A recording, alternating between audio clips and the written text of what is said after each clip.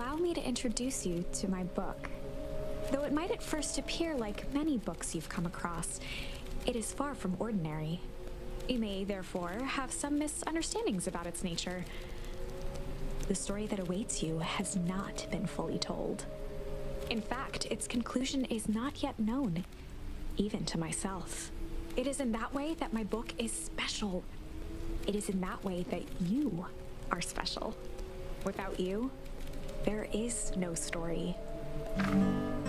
Chapter 1. Normal isn't what it used to be. This is a story about change. Nestled in a shallow valley is the town of Beacon Pines. Far from the town square, across the river, past the neglected welcome sign, a young boy walks alone at dawn. His name is Luca Van Horn, and like you, dear reader, he's here for a reason.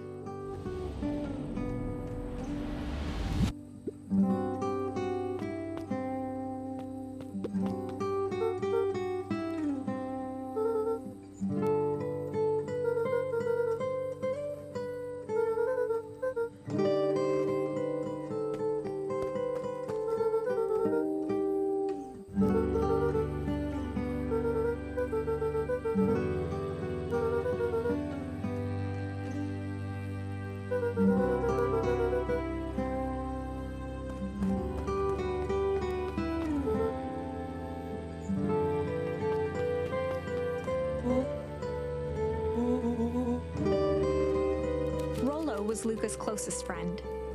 He possessed many fine qualities, but subtlety was not one of them.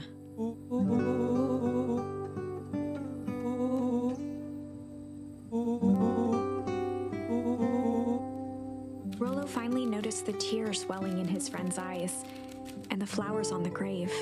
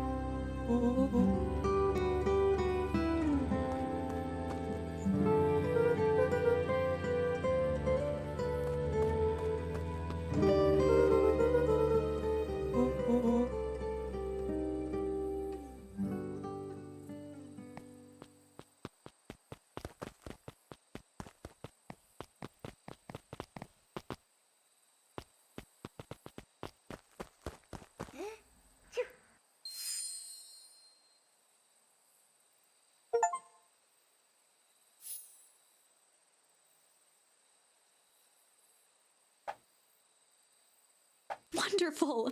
I had a good feeling about you from the moment you opened my book. That charm is a very special thing, very special indeed.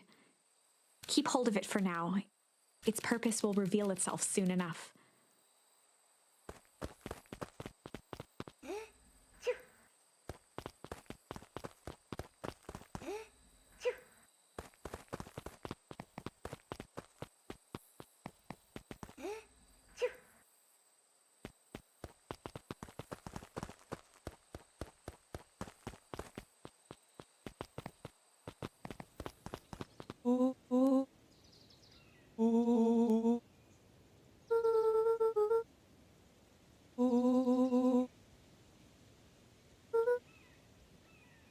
Rollo looked to the side suspiciously.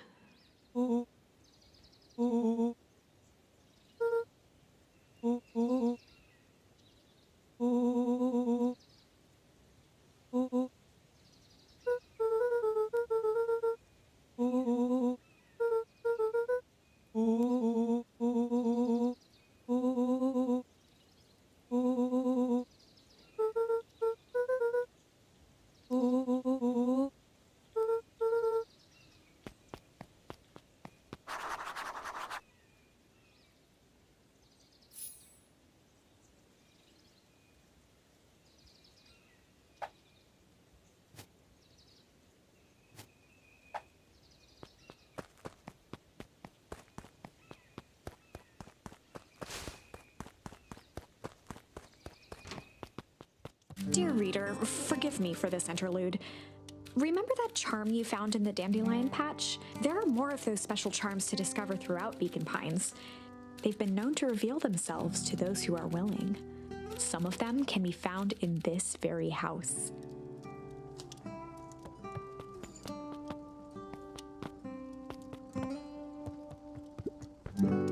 Since Gran had moved in, the house was more peaceful, more orderly, and more covered in flowery fabric.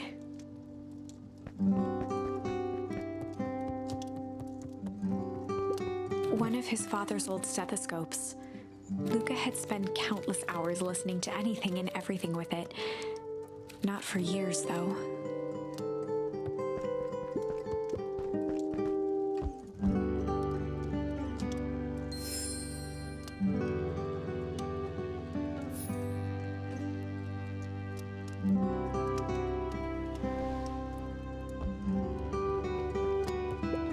Gran had already lit the fire. She kept a warm house, as if by grandmotherly obligation.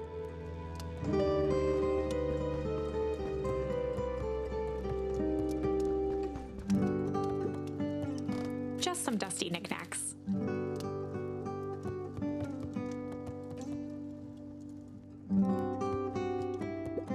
An array of prepared meals crowded the refrigerator, each labeled with the day of the week. A pair of dull scissors, a broken can opener, a mostly empty bottle of glue, and some loose string.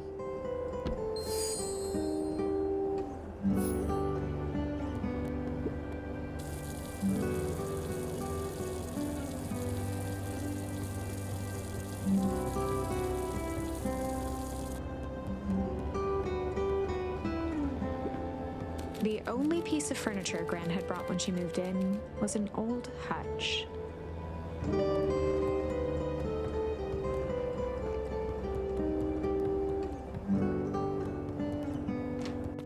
Oh my, this is quite exciting. I am now certain that you are the one I've been waiting for all these years. You'll recall I was a bit coy regarding the use of charms earlier. Excuse me, I tend to have a flair for the dramatic. You are about to encounter your first turning point. There are certain times in this tale when everything hinges on a single word. Step forth, dear reader. A sturdy old wheelbarrow. Young Luca would spend hours hiding in the bushes, waiting for a chance to jump out and startle his mother. She always enjoyed humoring him by feigning terror.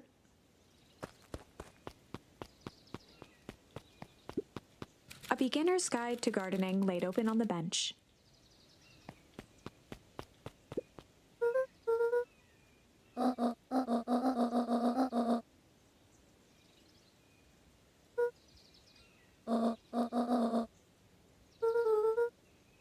Lucas stared at his feet and muttered under his breath.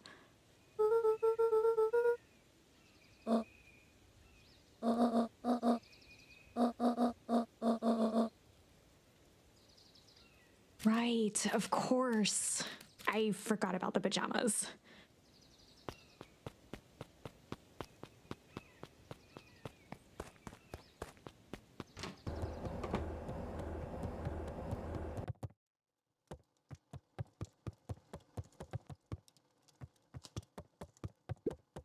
Luca paused at his parents' bedroom door. He just wasn't ready to go in yet.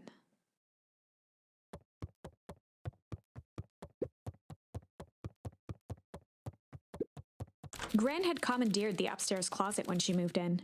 Some things need shelter from a young boy's mischief, she said.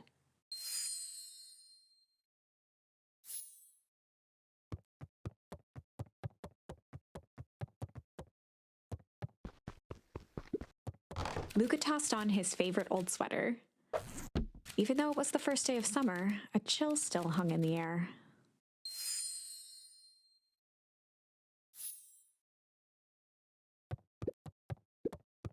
Gran's moving in meant that most of Luca's things had been crammed in the corner. Luca was somewhat annoyed by the situation.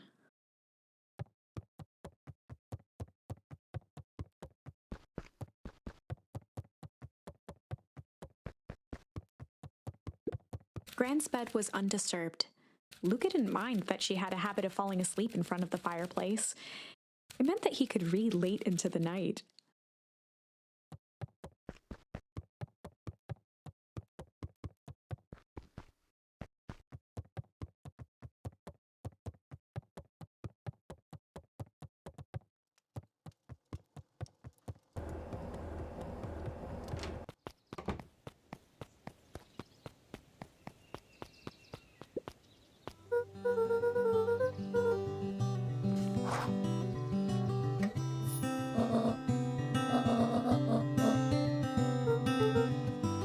The less Gran knew, the better for everyone involved.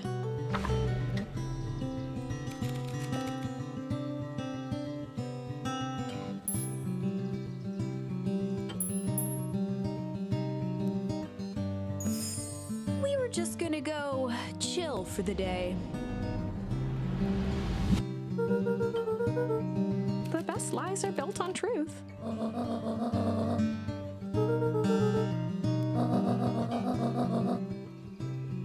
Easy. Impressive.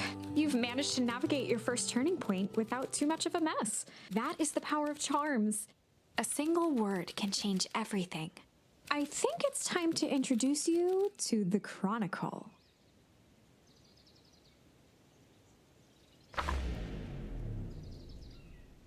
The Chronicle is a record of the decisions you've made. You can see the turning point, which has been revealed. At any time, you can use the Chronicle to go back and invoke different charms, creating new branches. Luckily for us, this is the one and only turning point where the charms won't dramatically alter fate. It's the perfect opportunity to experiment with rewriting things.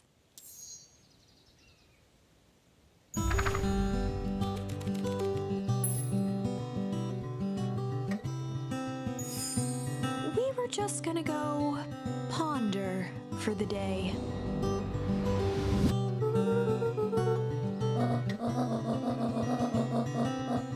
This was Luca's chance to sell his alibi.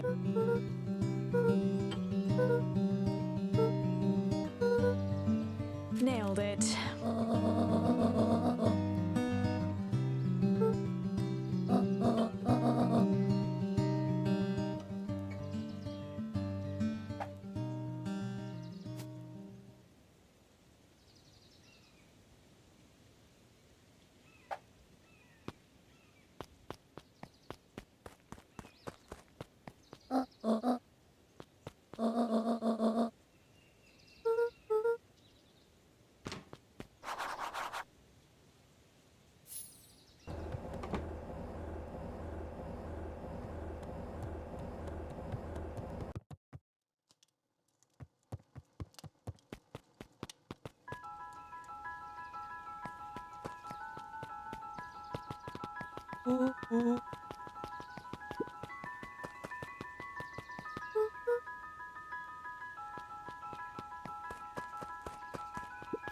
For a town that saw few visitors, the welcome was perhaps more grand than necessary.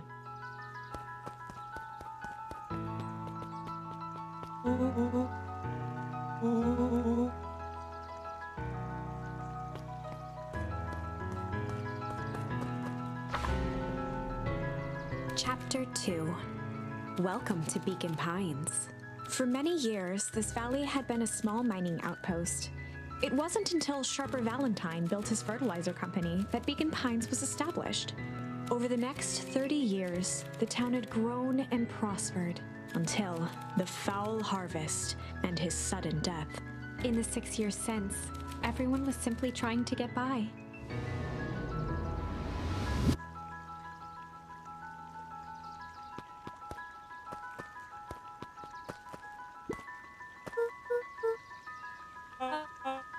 William Kerr was the CEO of Perennial Harvest Company. He had become a fixture around town over the past few years. After the failing of Valentine Fertilizer, the town was hungry to welcome a new source of employment.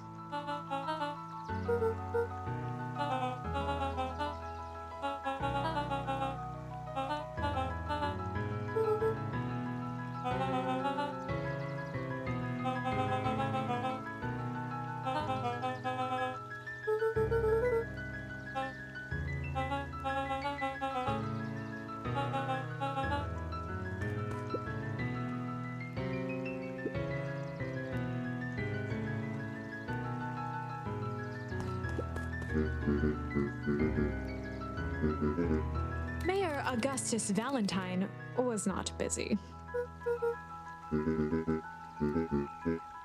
Flustered, Gus instinctively loosened his tie.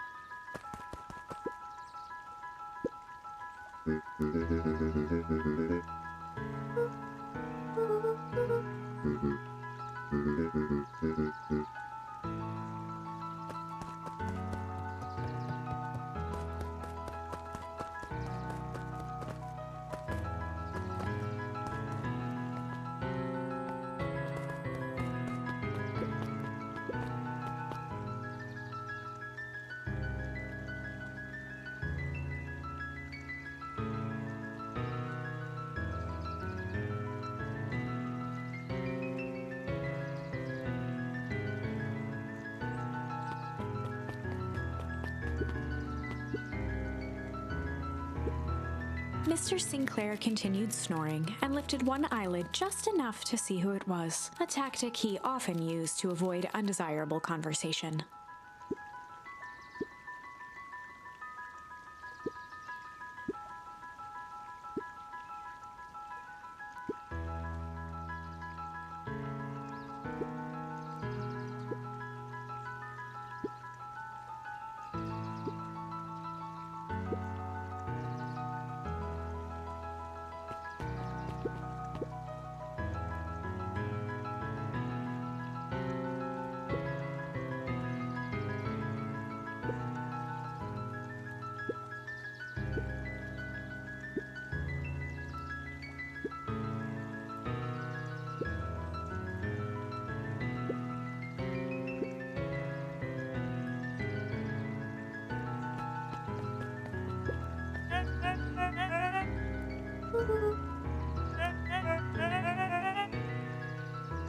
He pulled a pen from the pocket of his sweater vest and began to frantically jot something down on a clipboard.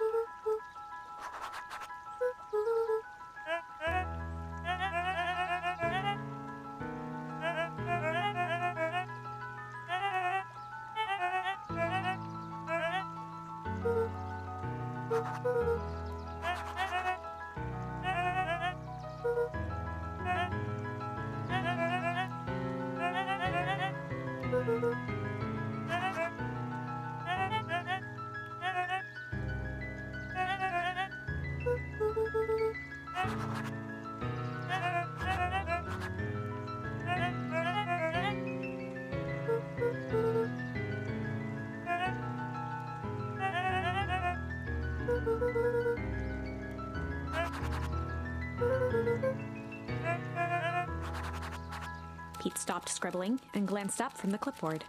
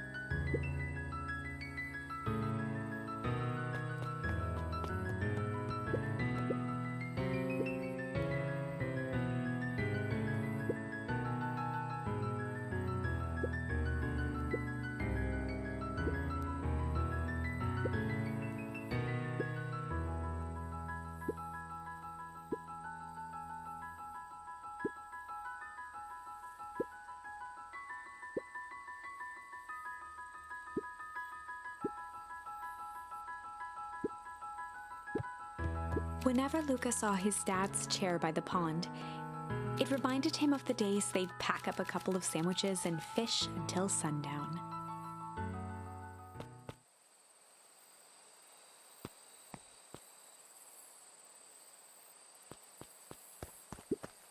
Luca opened the tackle box and picked the perfect bait.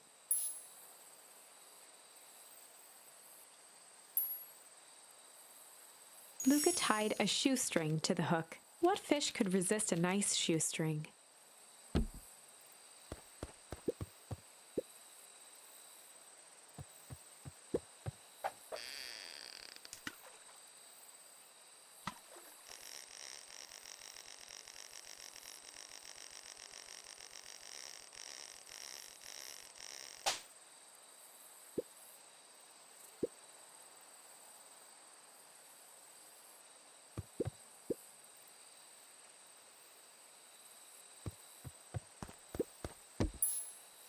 Luca gently baited a feather onto the hook. Good for skimming the surface.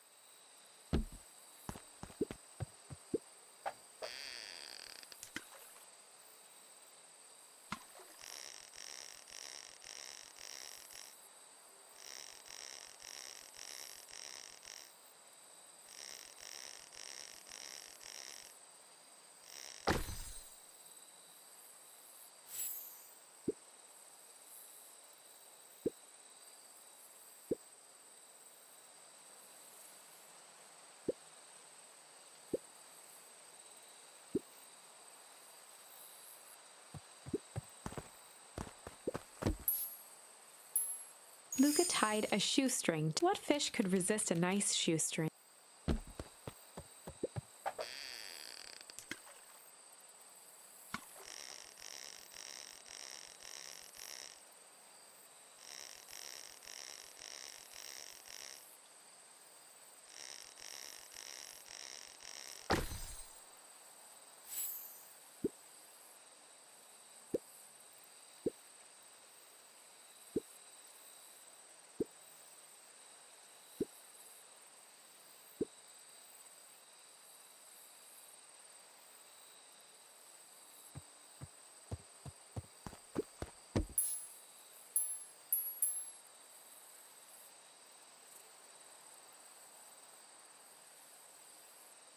Luca tied a shoestring. What fish could resist a nice shoestring?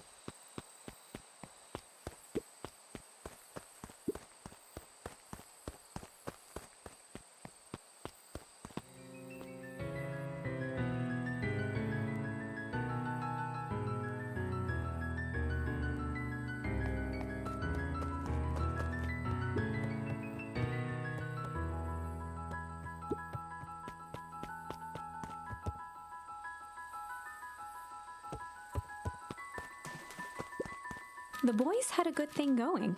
As long as they kept old Jeff happy, they had an endless source of precious materials to add to the treehouse.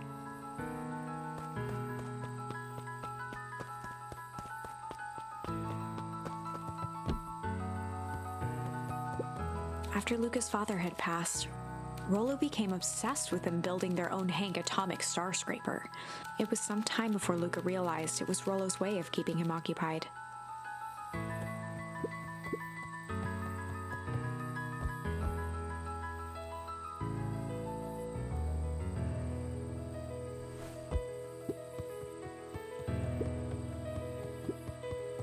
On certain nights, when the clouds were just right, the boys could tune into strange patterns of static.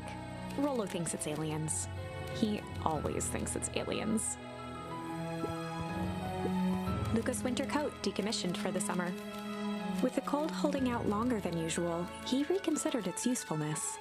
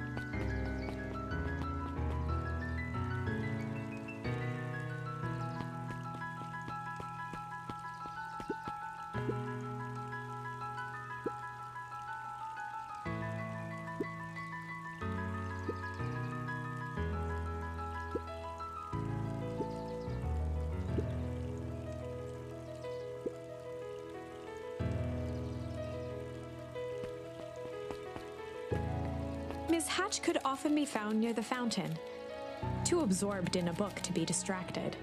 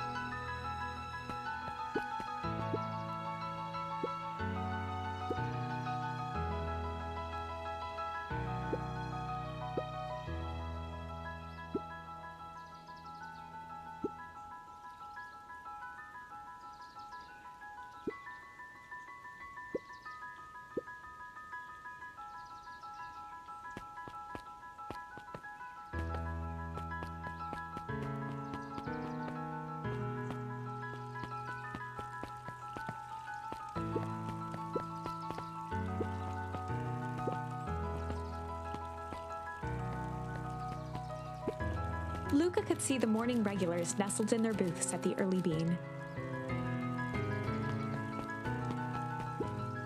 Holden Wilder ran the local paper of record, the Beacon Beacon.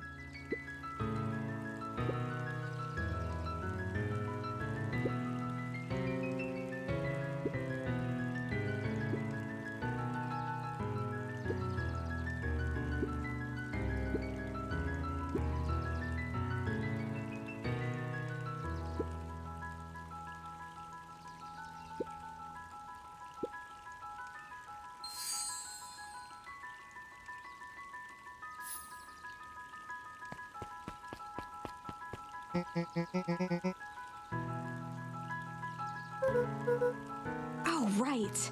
Rendezvous with Roxy. This is an important turning point. The first time where your charms will change the course of fate. And currently, we only have one suitable charm at our disposal. Have no fear, we can always return later using the Chronicle once we find more charms. Well, now I'm just rambling. Where were we?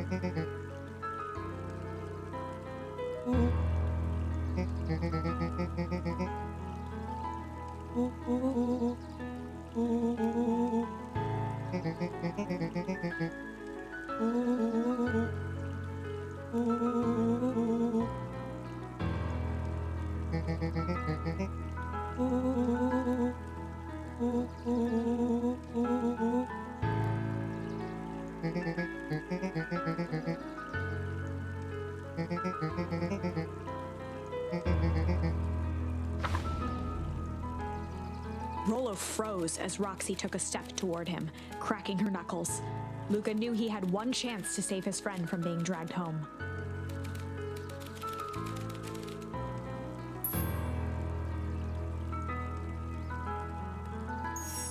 In the past, he found the best way to deal with an enraged Roxy was to be a little chill.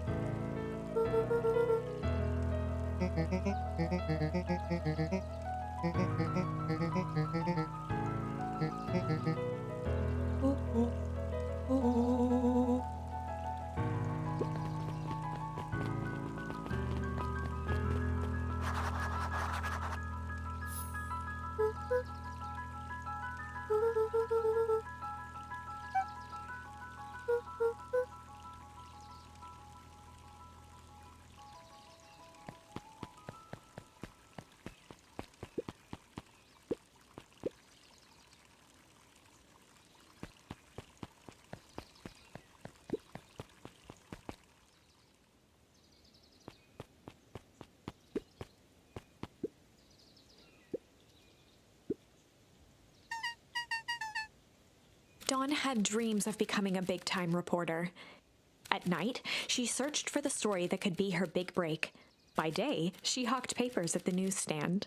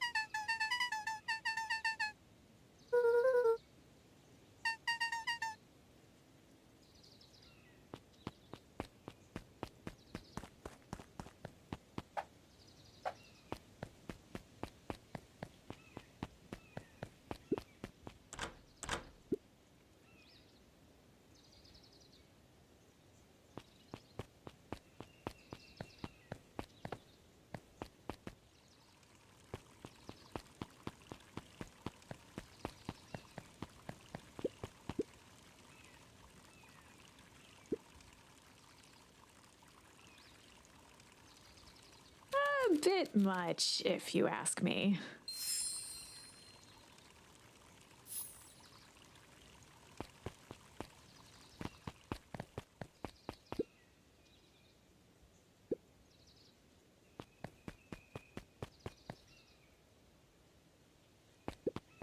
Jeff's hardware closed down about a year ago. The effects of the foul harvest stretched wide. When there are no crops in the field, tractors don't need fixing.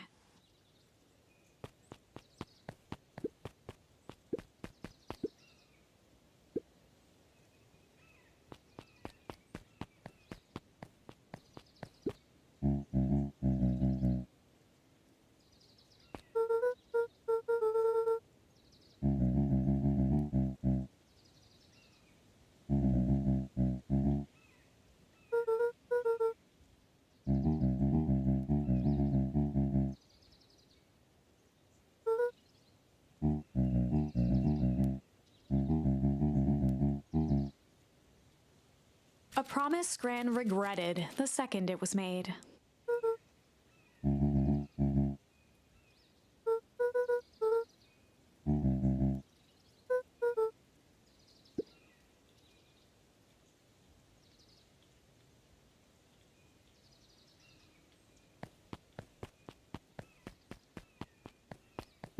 The phone booth was brand new, part of Perennial Harvest's Beacon Pines Reborn initiative. It didn't see much use.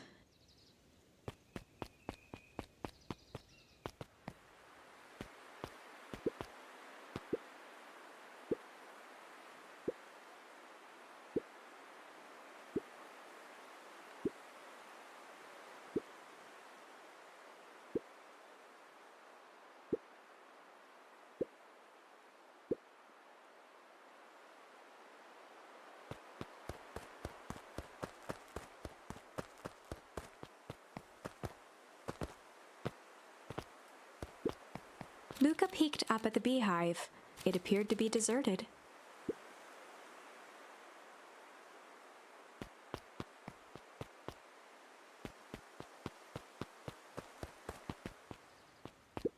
After the foul harvest destroyed their wealth and reputation, the Valentines shuttered off their estate from the rest of town. The Valentine mansion loomed over every other building in town, both figuratively and literally.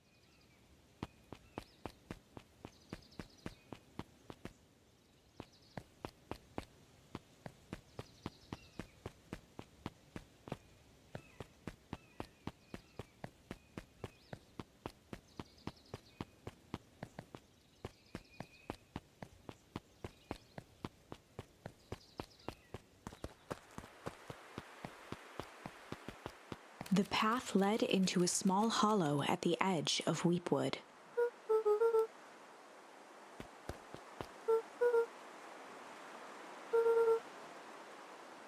The fence thrummed with a gentle electric buzz.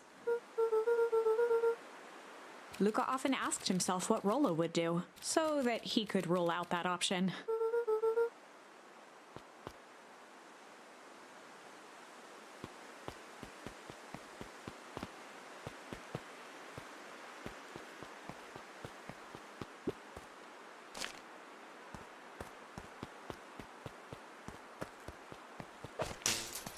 As sparks flew from the fence, the light atop that section shut off. 2 bulbs remained.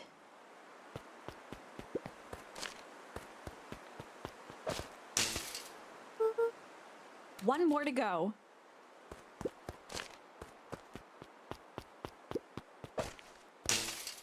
The fence's buzzing gave way to silence. Every kid in town knew the old Valentine fertilizer building. Long abandoned, the warehouse once served as the industrial heart of Beacon Pines.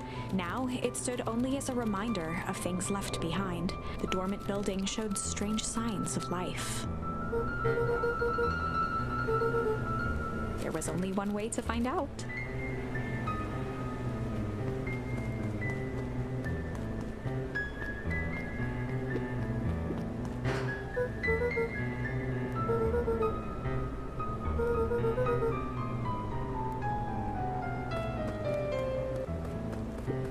The hose emitted a subtle sound.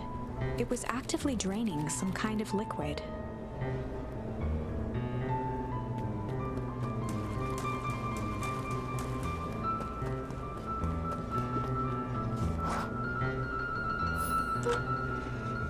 Luca thought he heard faint sounds coming from the other side of the door. He pressed his ear against the cold metal to hear better. The sound of footsteps grew louder.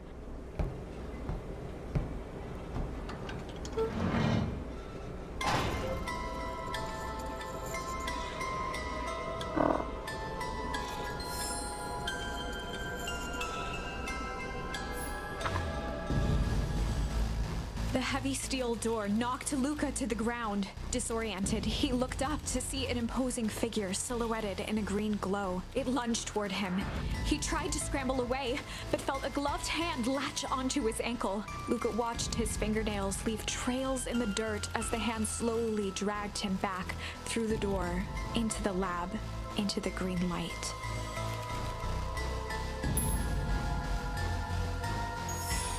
This is a story about change. It was far from the sort of change Luca imagined for himself. But change is, after all, a dangerous animal. The end? I probably should have warned you about this. There are many paths that our story can take. Most will end in tragedy. But don't let that discourage you. We will find the ending that this story deserves. I just know it. From here on out, a charm will have a check mark when it's been used to its full potential at a given turning point. Now, let's try something different.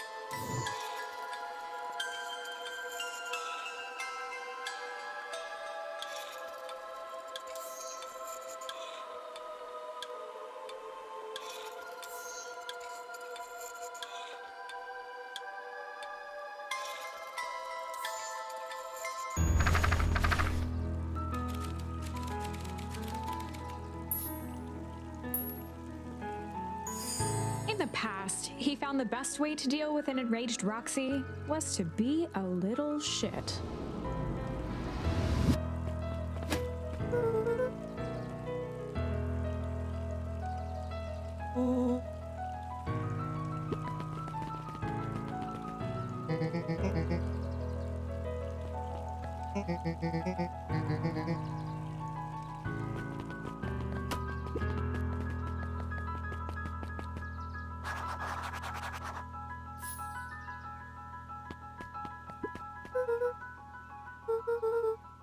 Solomon Valentine, current ward of and future successor to the Valentine fortune, huffed as he brushed off his pants.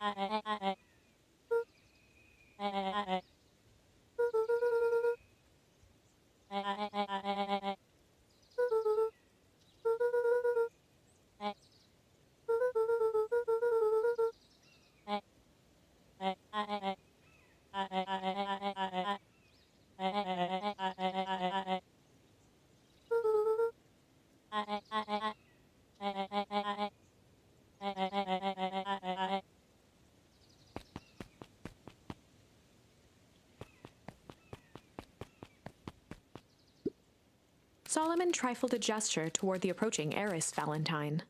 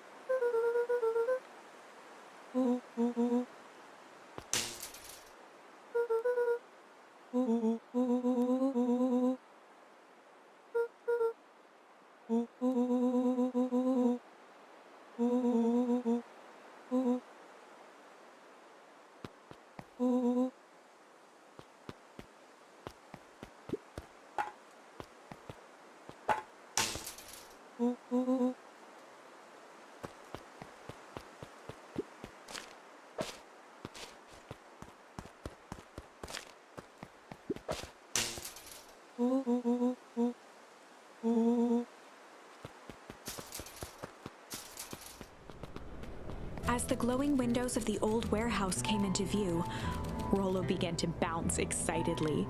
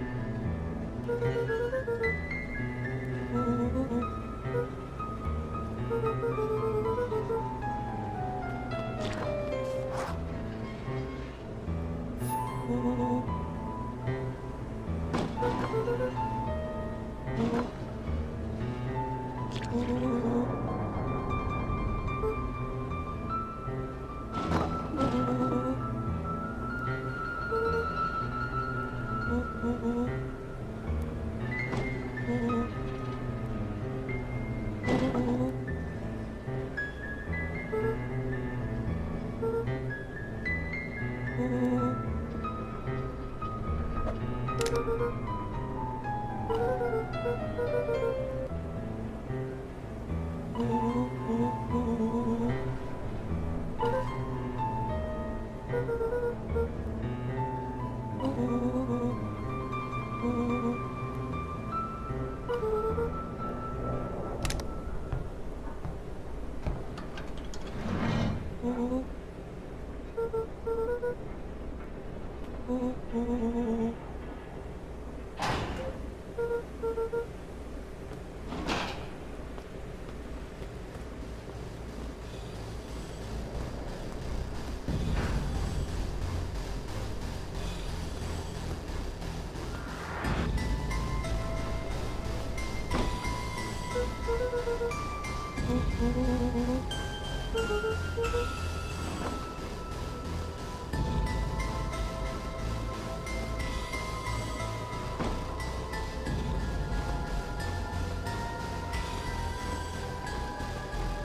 boy sat petrified under the weight of the bag.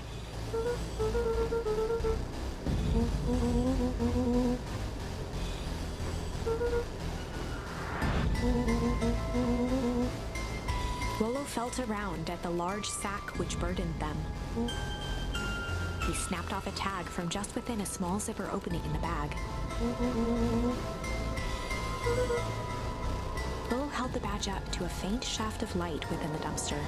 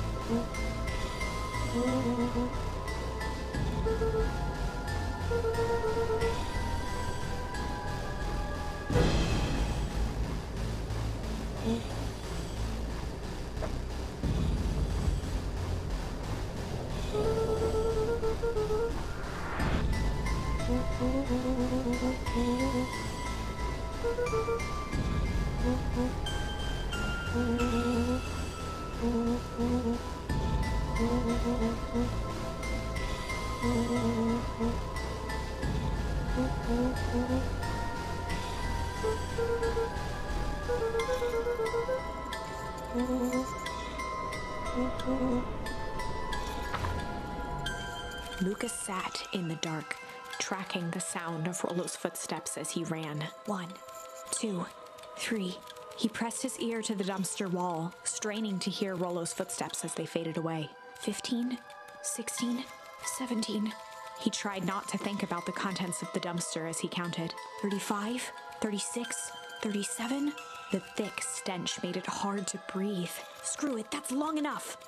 Luca carefully lifted the lid and peered out. Nothing.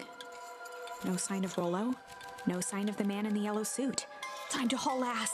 Luca clambered from the dumpster, stumbling to his knees. He was up like a shot and running, sprinting toward home as fast as he could. Beacon Pines flew by, blurred by the tears that welled up in his eyes. He wouldn't remember getting home at all that night. Throwing his front door open, storming up the stairs to his room, and surrendering to sleep almost as abruptly as he hit his pillow. Chapter 3.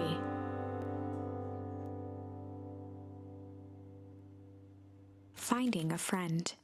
The next morning, it was quieter than usual at the breakfast table. Only the sound of silverware and chewing interrupted the awkward silence.